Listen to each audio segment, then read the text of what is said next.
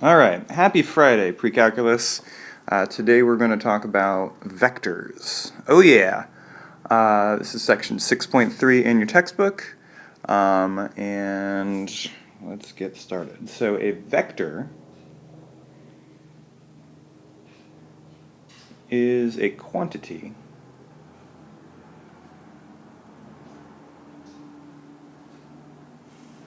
that has both direction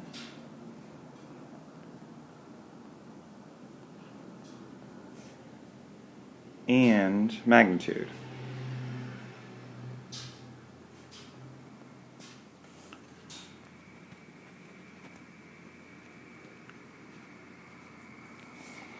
Okay, a quantity with both direction and magnitude. It is often represented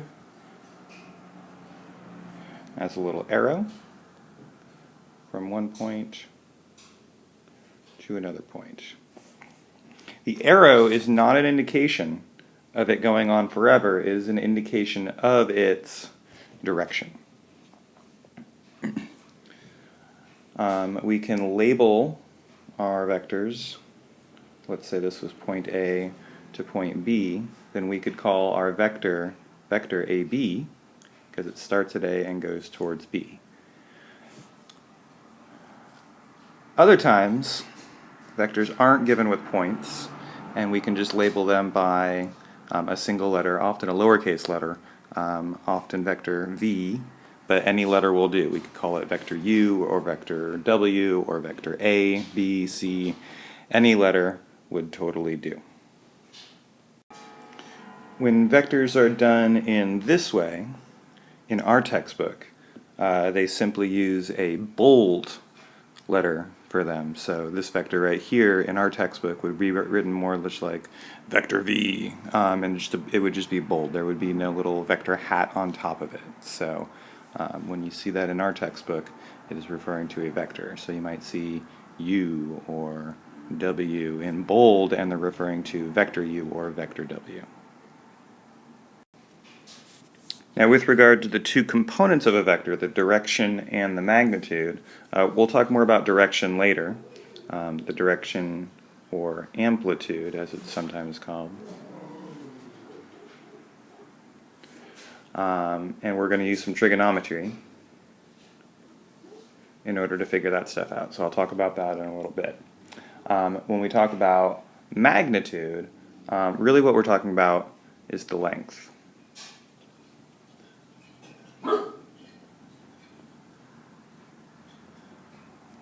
of that particular vector. So often what we'll be using is the Pythagorean theorem in order to find that. Because let's say I have my vector going in this direction, then we can create for ourselves a nice little right triangle and then apply the Pythagorean theorem to find the magnitude or the length of our vector. When we talk about the magnitude of a vector, we actually often are going to write that using symbols that look like this. So if I said vector AB, let's say, so the vector from point A to point B, if I want to talk about the magnitude of the vector, then we're actually going to put it inside something that looks like absolute value symbols. So what you're seeing here is the symbols for the magnitude of vector AB, or in other words, how long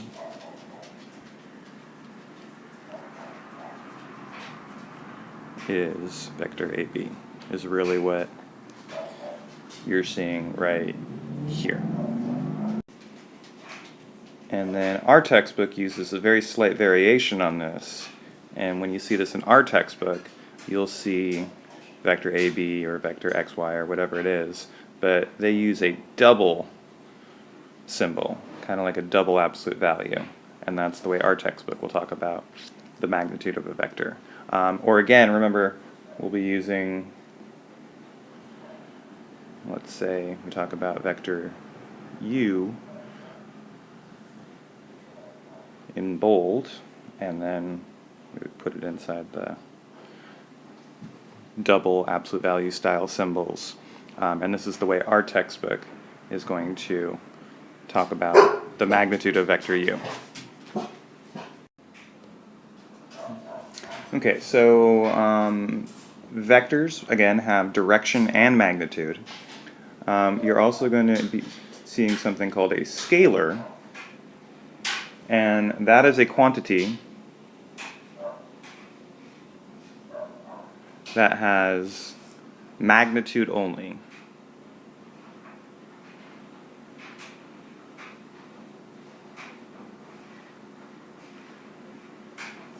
And what that really means is that it's just a number. So when we talk about the magnitude of our vector, we're going to have a numerical value for it. That numerical value is actually classified as a scalar. So let's take a look at a simple example here. So for example 1, let's say we're talking about point A being at -3, 2, and point B being at 4, 5. We're going to do two things. We're going to find vector AB, and for part B of this, we're going to find the magnitude of vector AB.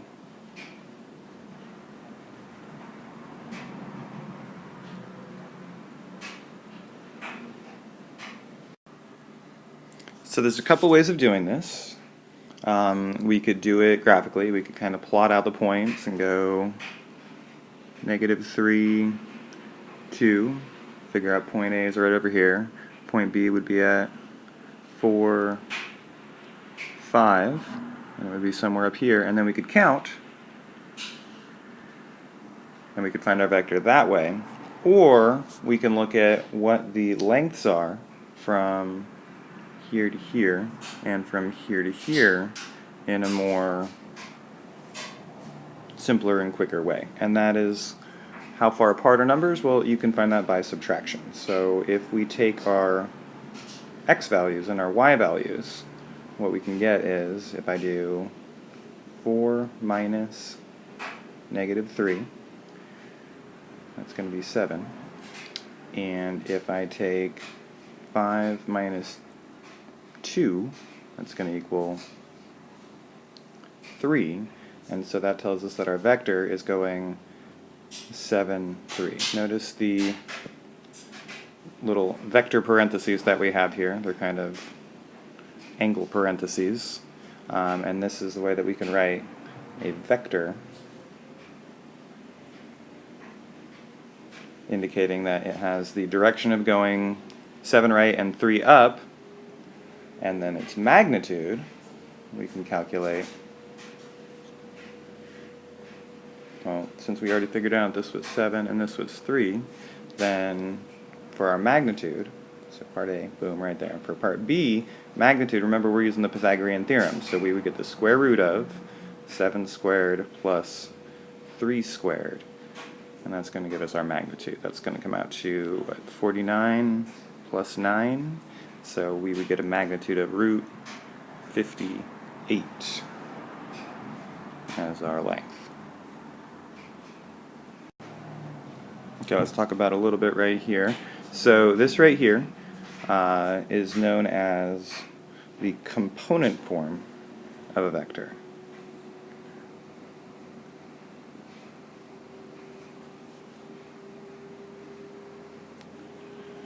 That is the component form of the vector because it gives us an x value, kind of a horizontal length, and a y value, kind of a vertical length, to indicate the components, the x and y components that make up the entire vector.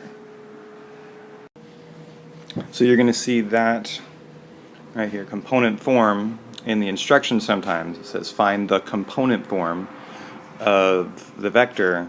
What they're saying is to write it in this style with the x value and the y value right there, indicating that it's going this many units to the right and this many units up. Or if it was going to the left or down, then if it's going left, then this value right here would be negative. Or if it was going downwards, then this piece right here would be negative, just like as if we were plotting points. All right, and the last thing we're going to look at today is putting vectors together, having multiple vectors. One thing that we can be looking at is vector addition.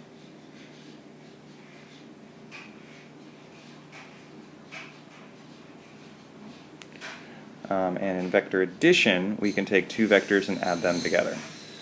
I'll show you this visually as well as with numbers. So if we have vector A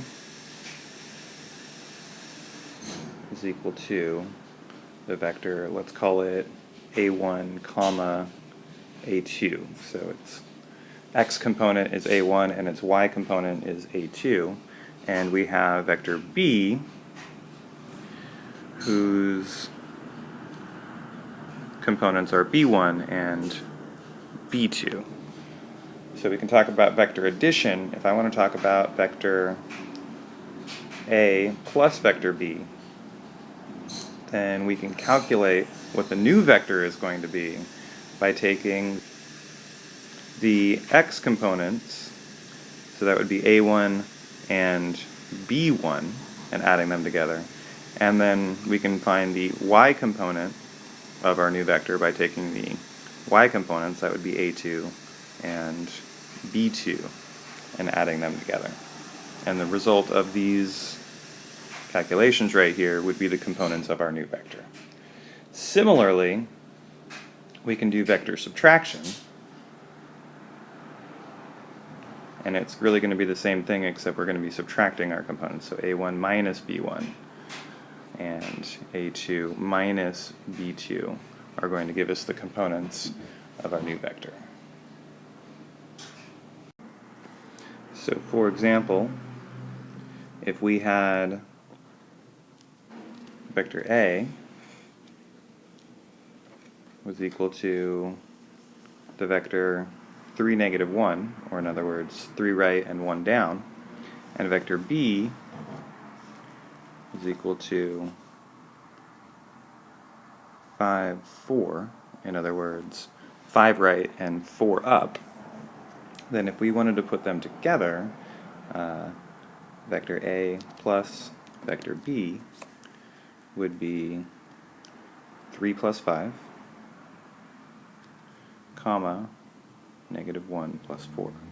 Or in other words, we could simplify that to be 8, comma, 3.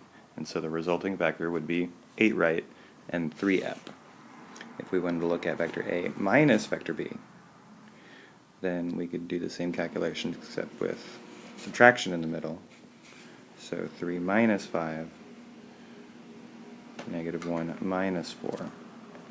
And that would actually result in the vector negative 2, comma, negative 5. If we look at these visually, then if vector A was 3, 1, let's say it looked like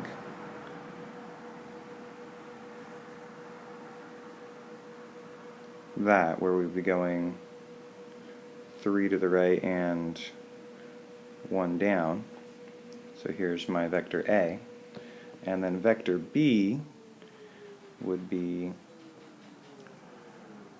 5 to the right and 4 up.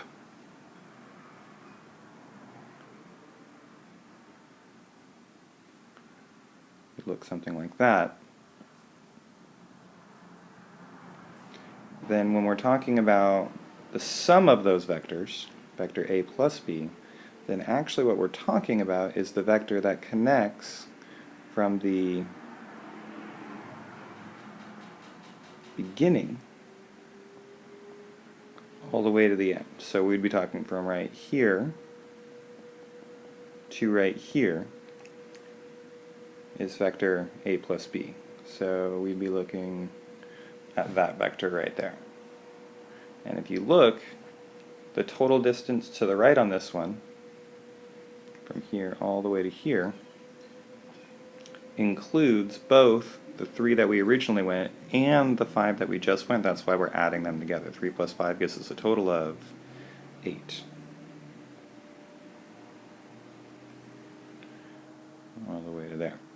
And then if we look at the vertical piece right here of that vector, well, we went 1 down here, and then we went 4 up. So if we look at this length right here, what do we have? Well, we have a length of 3. And so we can kind of visually see that 8, 3 is the result of this vector, which started at the beginning and went all the way to the end of the 2 vectors. Notice that the second vector connected right to the tip of the first vector right there. So first vector, second vector, and then right there you can see the sum. If we want to see what it looks like to do the subtraction portion, this right here, then we could do that same starting vector, so 3 to the right and 1 down, left us with a vector that looks something like this. So there's my vector A. And then my vector B, when I'm subtracting, what that actually means is I'm going exactly the opposite direction. I'm subtracting. So instead of 5, 4, meaning 5 right and 4 up, we're actually going to go 5 left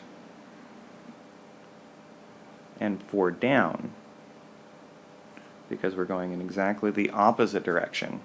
So this is actually negative vector B, going in the opposite direction, whereas this one was vector A, remember, from earlier.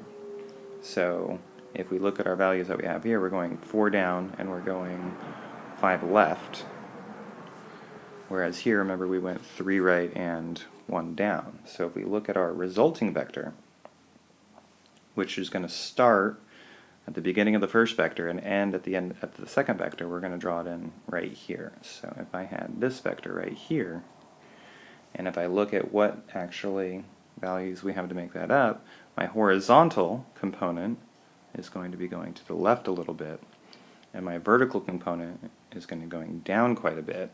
And so if we look at what those values actually are, this length right here, well, we went 3 to the right, but then we went 5 to the left, so how far did we go here? Well, that's actually a value of -2. And then if we look at this value right here, well, we did 2 things. We went 1 down over here, but then we came over here and went 4 more down, so that's actually a total of 5 units down in total. And so we can visually see what's happening as well. And then the other calculation that you're going to be seeing is going to be a scalar multiplication.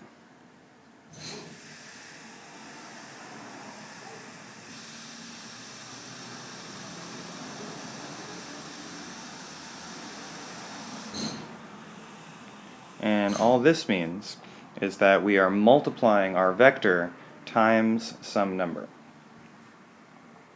So if I have vector v is equal to, in component form, let's call it -2, 7. And if I want to do a scalar multiplication, then I'm going to take a scalar, and if you remember just from a little while ago, a scalar is simply a numerical value. So let's say 5. So 5 times vector v, or 5 vector v's, is going to equal -10,